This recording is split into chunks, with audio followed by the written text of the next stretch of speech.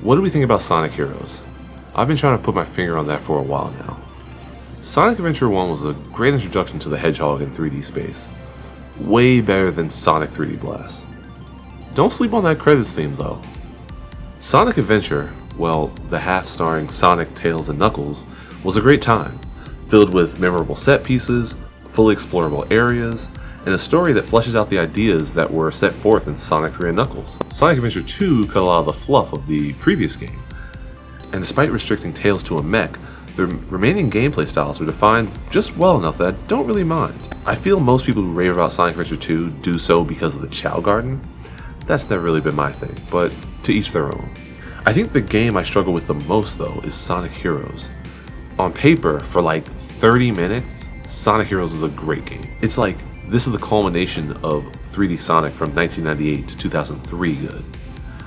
It's like, this is why I'm a Sonic fan good. And then you have to play Casino Park. I recently completed a playthrough of the Team Sonic section of Sonic Heroes. That's about all I could muster.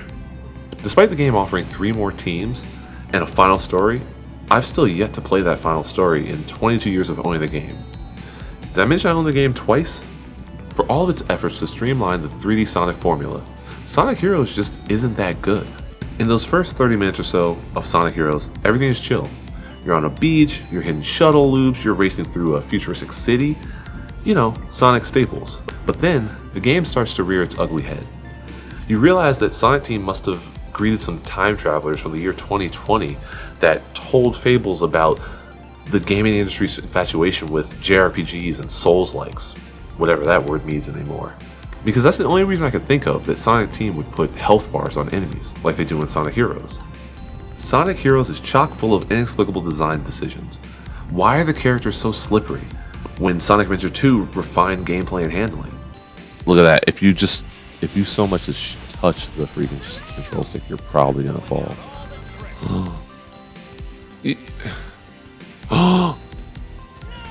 Why are all the levels repeated across teams when Sonic Adventure 2 zones featured similar level motifs but created wholly unique stages for each of the game's characters?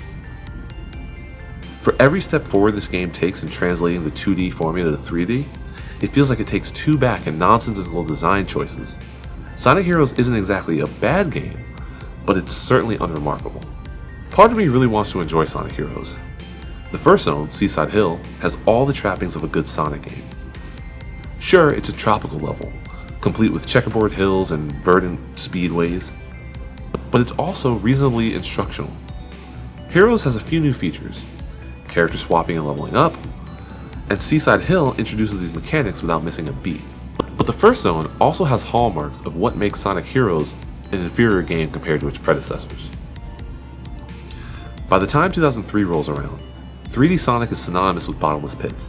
SA1 had them, SA2 thrived on them, but despite being a throwback to older Sonic games, Heroes is littered with them. Portions of levels exist almost as a skill check to see if you can complete a platforming challenge over a bottomless pit. The overwhelming amount of pits is only enhanced by Sonic & Company's traction, or lack thereof.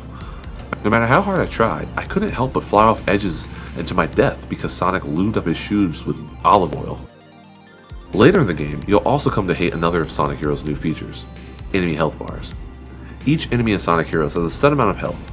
Some bosses have health in the hundreds, while other enemies can be taken out in just a few hits. Part of the health bar problem is alleviated by leveling up.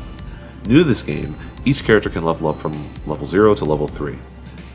At the highest level, you can deal more damage, defeat reinforced enemies, and one-shot most basic enemies. While this works in theory, the reality is that for the majority of levels, your characters won't be high enough level to do their max amount of damage. Instead, you're doing chip damage to whittle away enemies very slowly.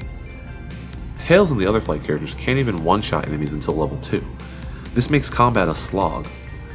And it also makes it heavily reliant on the power characters, who deal more damage but lack the free-flowing lock-on attacks of the speed and flight characters.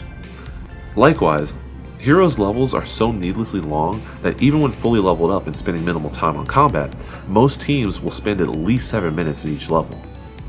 Multiply that by 4 teams, and you spend a lot of time playing through the same zones. In wrapping this up, I wanted to find something nice to say about Sonic Heroes.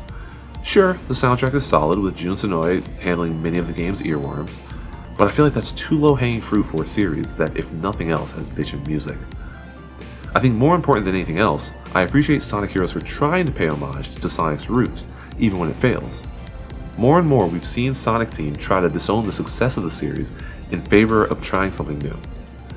Even recently, Sega came out saying that it can't rely on its retro entries to be the company that it truly wants to be.